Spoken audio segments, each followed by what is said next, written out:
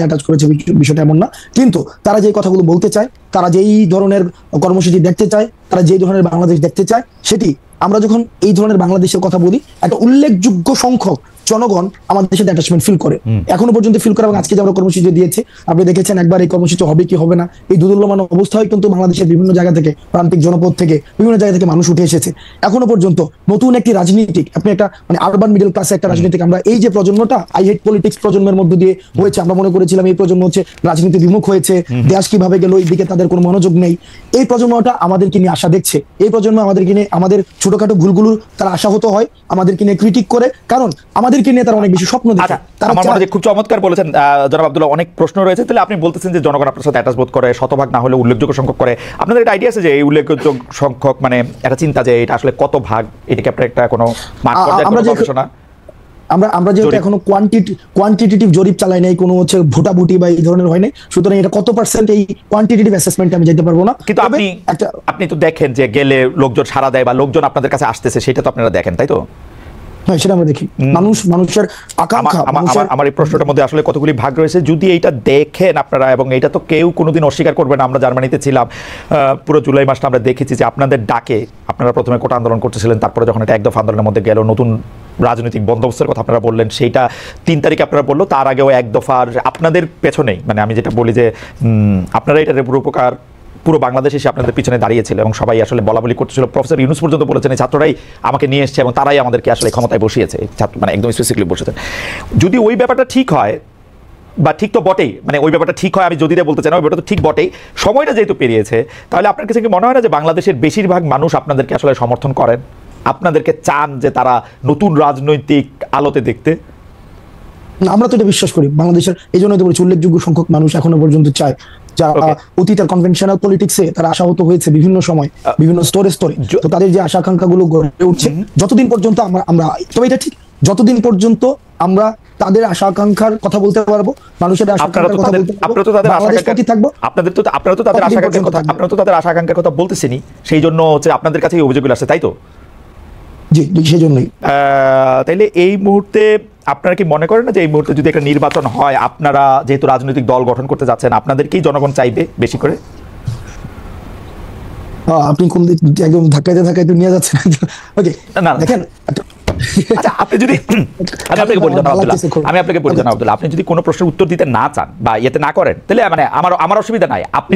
আপনি রাজনীতিবিদ, আপনি বাংলাদেশের মন্ত্রী হবেন, প্রধানমন্ত্রী হবেন, রাষ্ট্রপতি হবেন, আমি কিন্তু সাংবাদিকই থেকে যাব। সো আমার কাজ, মানে অনেকেই এটা মনে করেন যে অমুকের সাথে আমি এমনি কথা বললাম, অমুকের সাথে কেমনে কথা বললাম, ব্যাপারটা এরকম না। হুএভার যে আপনার সিটে থাকবে, আমি তাকে এইভাবেই প্রশ্ন করতে চাইবো। তো আপনার যদি মনে হয় যে প্রশ্ন আপনি দিবেন না, তাহলে আপনার মনে হয় না যে আপনি এখন নির্বাচন করলে বেশিরভাগ মানুষ আপনাদেরকে চাইবে, গণতান্ত্রিকভাবে আপনারা আসলে দেশ চালাবেন? দেখেন নির্বাচন, দেখেন আমি এই প্রশ্নের মানে একদম যে কনক্লুসিভ কোনো উত্তর দিচ্ছি না, বাট আমার যেটা ধারণা, আপনি বলেছেন যে রাজনীতিবিদ, আমরা হচ্ছে এই জায়গায় মানে একটা হচ্ছে অভ্যুত্থান কেন্দ্রিক একটা রাজনীতি বা অভ্যুত্থান কেন্দ্রিক একটা বিষয়, আর একটা হচ্ছে যে পরবর্তীতে ভোট কেন্দ্রিক যে পলিটিক্স, এই দুটা ডাইমেনশনের পার্থক্য রয়েছে।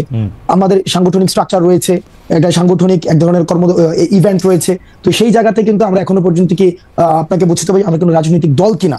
রাজনৈতিক দল হলে সেটা সাংগঠনিক স্ট্রাকচার থাকবে, সাংগঠনিক ম্যানিফেস্টো থাকবে, সেটা ভিশন থাকবে, অ্যাসপাইরেশন থাকবে, মানুষ সেটাকে অ্যাটাচ করতে হবে। তখন হচ্ছে এই যে নির্বাচনে আমরা আসবো কি আসবো না সেই আলাপটা আসবে।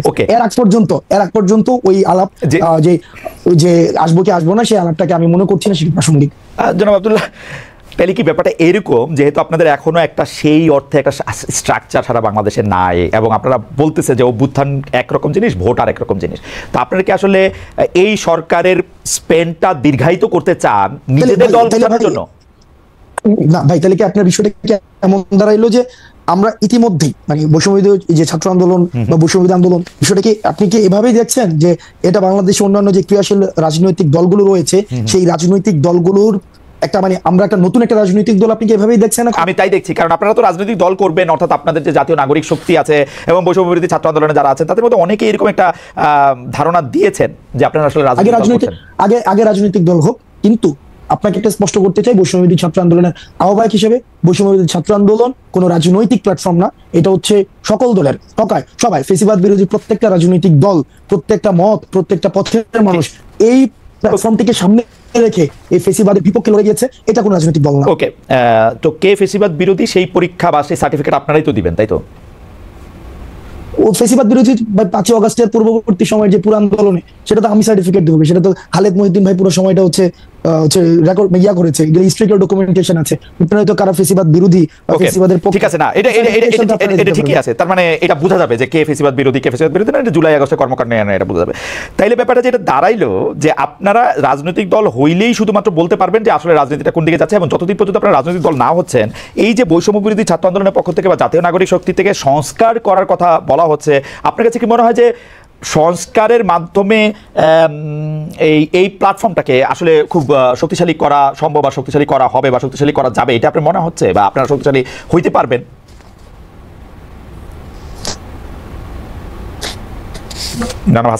এই প্ল্যাটফর্মকে আরো প্ল্যাটফর্মটা অলরেডি শক্তিশালী, কারণ এই প্ল্যাটফর্মটা হচ্ছে, আমাকে শুনতে পাচ্ছেন? স্পষ্ট স্পষ্ট, হ্যাঁ। Am I properly audible? স্পষ্ট স্পষ্ট, হ্যাঁ স্পষ্ট স্পষ্ট, হ্যাঁ বলেন। Okay fine fine. এই প্ল্যাটফর্মকে আর শক্তিশালী করার কিছুই নেই, কারণ এই প্ল্যাটফর্ম অলরেডি শক্তিশালী। এই প্ল্যাটফর্ম শক্তিশালী হয়েছে বলেই হচ্ছে আমরা একটা, আপনার ভাষায় যারা হচ্ছে সংবিধানকে হত্যা করেছে, যারা হচ্ছে যার ফাঁসি হওয়া উচিত এই হত্যার জন্য, আমরা তাদেরকে পতন করতে পেরেছি। এবং এই প্ল্যাটফর্মটা হচ্ছে সকল, আমি আবারও বলছি, ফেসিবাদ বিরোধী প্রত্যেকটি রাজনৈতিক দলের প্রত্যেকটি সবার অংশগ্রহণ ছিল, আমরা সেটাকে কোঅর্ডিনেট করেছি।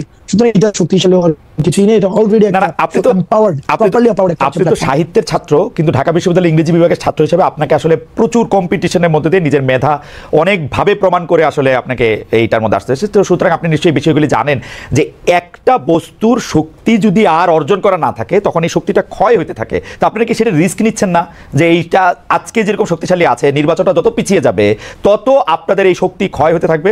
নাকি আপনারা বড় কোনো একটা গোষ্ঠীর সাথে একটা গাঁটছড়া বাঁধতে চাচ্ছেন, অর্থাৎ হয় বিএনপি নাইলে জামাত, ওরকম কোনো কিছু কি আপনাদের মাথায় আছে যে আপনারা জাস্ট একটা? খালেদ ভাই যেই নির্বাচন কমিশন আপনার 24, 18 এবং 14 মতো ইলেকশন আয়োজন করে, যে পুলিশি ব্যবস্থা, যে স্টেট প্রত্যেকটা মানে কি বলে প্রতিষ্ঠান এখনো পর্যন্ত প্রপারলি ফাংশন করতেছে না, এটা তো ট্রু। এটা তো এখানে সুগার কোটেড ল্যাঙ্গুয়েজ ব্যবহার করা মানে কোন ইয়া না যে আমার এখানে গভর্নমেন্টকে আমার ইয়া করতে হবে, অনেক বেশি আইপে তুলতে হবে হাসিনার মতো, যে গভর্নমেন্ট পারতেছে, এটা তো ট্রু, প্রপারলি ফাংশন করতেছে না। তো আপনার কি মনে হয় হাসিনার এক্সিস্টিং স্ট্রাকচারটা বিদ্যমান রেখে যদি আবার একটা নির্বাচন আয়োজন করা হয়, ওই নির্বাচনটা আবার গ্রহণযোগ্য হবে? আমি আপনাকে একটা কথা বলি আব্দুল্লাহ, আমি আপনাকে একটা কথা বলি, একই সাথে আবার এটাও না যে সংস্কার হচ্ছে মানে যে নির্বাচন দেয়া যাচ্ছে না, নির্বাচন পিছাই যাচ্ছে, বিষয়টা তেমন না। সংস্কার এবং নির্বাচন, কিছুদিন আগেও গভর্নমেন্ট একটা প্রোগ্রাম করেছে, সেখানে আমরা দেখেছি, সেখানে ইয়া ছিল জাতীয় ঐক্য, সংস্কার এবং নির্বাচন, এটা সাইমultaneously চলবে, এটা নিয়ে তো হচ্ছে কোন ইয়া না, ব্যাপারটা এমন না ভাই। ওকে, আমি খালি মাঝখানে একটা কথা কই, এই যে এই কথা বলা হয় যে শেখ হাসিনার লোকজন এগুলি রয়ে গেছে ওইখানে, আমি আপনার গ্যারান্টি দিয়ে বলতে পারি, শেখ হাসিনার প্রধানমন্ত্রীর চেয়ারটা যেদিন ছাইড়া দিছে সেদিন আওয়ামী লীগের ফেট লেখা হয়ে গেছে। আওয়ামী লীগ হচ্ছে বাংলাদেশের হিস্ট্রি হয়ে গেছে। শেখ হাসিনা ওইটা খুব ভালো করে জানতো বলেই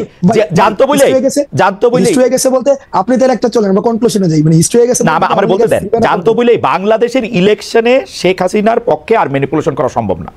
আমরা তো এইটাই চাইছিলাম যে শেখ হাসিনা ক্ষমতাটা ছাইড়া দিয়ে একটা ইলেকশন দিয়া দেখুক, এত বড় বড় আওয়ামী লীগের কথা বলে, এটা ইলেকশন ক্ষমতা ছাড়া একটা ইলেকশন দেখ, চেয়ার থেকে নামে একটা ইলেকশন দেখ। শেখ হাসিনা এখন চেয়ারে নাই বলেই আমি এটা গ্যারান্টি দিতে পারি যে বাংলাদেশের ইলেকশনে যদি সরকার না চায়, অর্থাৎ হাসনাত আব্দুল্লাহ গিয়ে সরকারকে বুঝায় আসবে যে ভাই আমরা নির্বাচন করতেছি, তোমরা আমাদের কিছু বলবা না, সরকার না চাইলে নির্বাচন ম্যানিপুলেটেড করা সম্ভব না। সরকার যদি নিরপেক্ষ হয়, নির্বাচন নিরপেক্ষ হবে, অ্যাজ সিম্পল অ্যাজ দ্যাট। এটা হাসিনার লোকই থাকুক আর যার লোকই থাকুক। ভাই আপনি নিজেই দেখেন, আমরা একটা দীর্ঘ সময়ে আমরা বিএনপি, জামাত, এই যে ফেসিবাদ বিরোধী আন্দোলনের অন্যতম অংশীদার, আমরা একটা দীর্ঘ সময় দেখেছি যে এক্সিস্টিং যে কনস্টিটিউশনস রয়েছে, এক্সিস্টিং যে ইলেকশন কমিশন রয়েছে, এক্সিস্টিং যে জুডিশিয়ারি রয়েছে, সেক্রেটারিয়েট রয়েছে, ওইটার প্রতি কিন্তু আস্থা নাই। এটা একটা দীর্ঘ সময় তাদের কথা থেকে বারবার হচ্ছে এটা প্রতিধ্বনিত হয়েছে, আস্থা নাই, আস্থা নাই, সেটাকে গ্রহণযোগ্য, যেটাকে এটা গ্রহণযোগ্য। দেখেন ডক্টর মোহাম্মদ ইউনূস যখন জাতীয় একটা ঐক্যমত্য তৈরি হবে, নিশ্চয় বিষয়টা এমন না যে আমরা নির্বাচন ঠেকাই রাখতেছি, মানে এমন একটা ন্যারেটিভ তৈরি হইতেছে যে সবাই নির্বাচন দিয়ে দিতে যাচ্ছে, আমরা নির্বাচন ঠেকাই দিতেছি, বিষয়টা তো এমন না। যখন একটা সংস্কার হবে, একটা নির্বাচনকে গ্রহণযোগ্য করার মতো সংস্কার হবে, এক্ষেত্রে তো ডক্টর এখানে মির্জা ফখরুল সাহেবকে আমরা বলতে শুনেছি যে একটা প্রয়োজনীয় যখন সংস্কার হবে, একদম শুরুর দিকে বলছে সঠিক যৌক্তিক সময় দেওয়া উচিত, একটা প্রয়োজনীয় সংস্কার হোক, সংস্কার হওয়ার পরে এই সংস্কারগুলিকে এটাই নির্বাচনকে ত্বরান্বিত করবে। তো সংস্কার এবং নির্বাচনকে আমরা তো মানে কোন সংস্কারগুলি মনে করেন, কোন সংস্কারগুলি এইটা নিয়ে আলাদা আসলে কথা কইতে হবে, আমরা অনুষ্ঠানের সময় একটু বেশি নিতে চাই আজকে।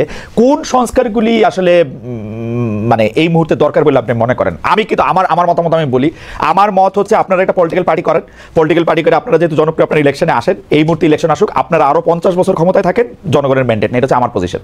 আমার কাছে মনে হয় যে জনগণ যদি আপনাদেরকে নির্বাচিত করে, আপনারা 50 বছর, আরো 20 বছর, 30 বছর, 40 বছর ক্ষমতা থাকেন, আরাম করে সংস্কার করেন, সেইটা হলো আমার পজিশন। ভাই আপনার কি মনে হয় যে আপনার কি পেলে ব্যাপারটা দাঁড়াইতেছে যে আপনার কথা যে আমরা ক্ষমতায় আছি নাকি? এটা আমার মনে হচ্ছে। আমরা ক্ষমতায় থাকলে তো ভাই হচ্ছে, আমরা ক্ষমতায় থাকলে তো রাস্তায় কিছুদিন পর পর আন্দোলন করতে হইতো না। মানে আমরা ক্ষমতায় তো ব্যাপারটা এমন, এখানে সার্বজনীন একটা সরকার আছে, ট্রানজিশনাল হচ্ছে রেসপন্সিবিলিটি পালন করতেছে এই সরকার। তো আপনি তো মনে করেন আমরা বলতে কাদেরকে বুঝাইতেছেন? ছাত্র বৈষম্য বিরোধী ছাত্র আন্দোলন। এই সরকার সবার এই গণঅভ্যুত্থানে যারা আসছিল সবার ঐকমত্যের ভিত্তিতে সরকার হয়েছে এবং তারা ট্রানজিশনাল রেসপন্সিবিলিটি পালন করছে। এই ব্যাপারটা এমন না যদি সরকার যদি মানে আমাদের সরকারি হইতো বা সরকার যদি আমারই হইতো, আমার কিছুদিন পর পর আন্দোলন করতে হইতো না। আমি তো নিজেই এই ধরনের রেসপন্সিবিলিটি। আপনি কিছুদিন পর পর আন্দোলন করতেছেন, সেইটা দেখা তো আসলে অনেকে মনে করতেছে যে সরকারের সাথে আপনাদের একটা দূরত্ব আছে, কারণ আপনারা 31শে ডিসেম্বর একটা ঘোষণা দিতে চাইলেন, সরকার করলো যেটার সঙ্গে সে নাই, বুঝা যাচ্ছে এটা দূরত্ব আছে। আবার আপনারা যে সরকারের বাইরে থাইকাও সরকারের মতো, আচ্ছা একটু মাঝখানে বলে নিই, চ্যানেল 24 এর জন্য আমি একটু সাইন আউট করতেছি। চ্যানেল 24 এর টপ অফ দ্য নিউজের মধ্যে থেকে তারা চলে যাবে। Thank you so much channel 24 এর দর্শক। তো আলাদা মনে হতেছে, কিন্তু ফ্যাক্ট রিমেন্স যে আপনি সরকারের বাইরে থাকলে আপনি আসলে বিরোধী দল, এরকমও কি আমরা বলতে পারি? নাকি আপনি সরকারের একটা এক্সটেন্ডেড হ্যান্ড, যার ক্ষমতা আসলে যারা সরকারে থাকতেছে তাদের চেয়েও বেশি? মানে ব্যাপারটা কি এরকম যে সব সমস্যার সমাধান দিতে পারে হাসনাত সার্জিস? ব্যাপারটা কি এরকম? আমরা একটা ওয়াচডগ হিসেবে কাজ করতেছি। গভর্নমেন্টের এক্সটেন্ডেড কোনো হ্যান্ড হয় না। গভর্নমেন্টের এক্সটেন্ডেড হ্যান্ড আগে ছিল, ছাত্রলীগ ছিল। গভর্নমেন্টের এক্সটেন্ডেড এরকম না। আমরা গভর্নমেন্টের এক্সটেন্ডেড হ্যান্ড যদি হইতো, গভর্নমেন্টের এক্সটেন্ডেড যদি হ্যান্ড হইতো, বিভিন্ন জায়গায় মিসঅ্যাপ্রোপ্রিয়েশন হইতো। আমরা তো মিসঅ্যাপ্রোপ্রিয়েশন না, আপনারা কোনো মিসঅ্যাপ্রোপ্রিয়েশন করতেছেন, আমরা যেটা করতে দিতেছেন না। আমরা আমরা চাইতেছি মানুষ যেটা কইতে চাইতেছে, মানুষ যেটা চাইতেছে, মানুষ যেমন বাংলাদেশ চাইতেছে, আমরা আমাদের জায়গা থেকে ওয়াচডগ হিসেবে একটা গভর্নমেন্টকে, গভর্নমেন্ট যেন প্রপার ফাংশন করতে পারে, গভর্নমেন্ট যেন আমাদের ডিরেল না হইতে পারে, গভর্নমেন্ট যেন সংস্কার করে একদম বছরের পর বছর মানে একটা ওই যে হাসিনা যেটা করছে থাইকা না যেতে পারে। গভর্নমেন্ট যেন আবার মানে ব্যাপারটা এমন না যে এই যে আওয়ামী ফেসিবাদ, এটা তো এমন না যে এটা আপনার যে কেউ হচ্ছে ফেসিবাদ হইতে পারে, এটা যেন আর কেউ না হইতে পারে। মানুষের আশা আকাঙ্ক্ষা। আচ্ছা আপনি মানে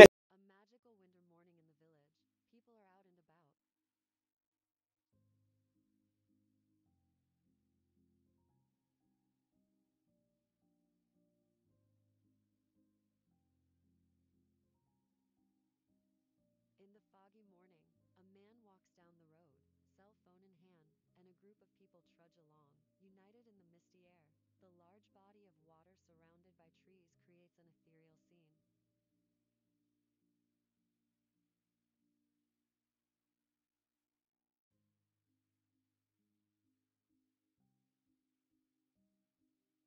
The sun peeks through the trees, casting a gentle glow. A boat rests in the water, and a man sits beside a girl on a bench. Meanwhile, a cow grazes peacefully in the field.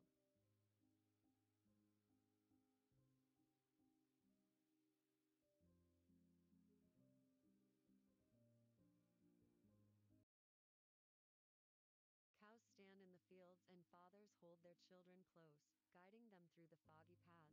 The scene is both serene and slightly mysterious, as the little ones peek out from under their father's arms, dressed in cute pink hoods. Walking down the dirt road, a man carries a stick, leading a cart full of people. Each step is deliberate, as if navigating through a winter wonderland. Every move is precise, ensuring safety and warmth for all.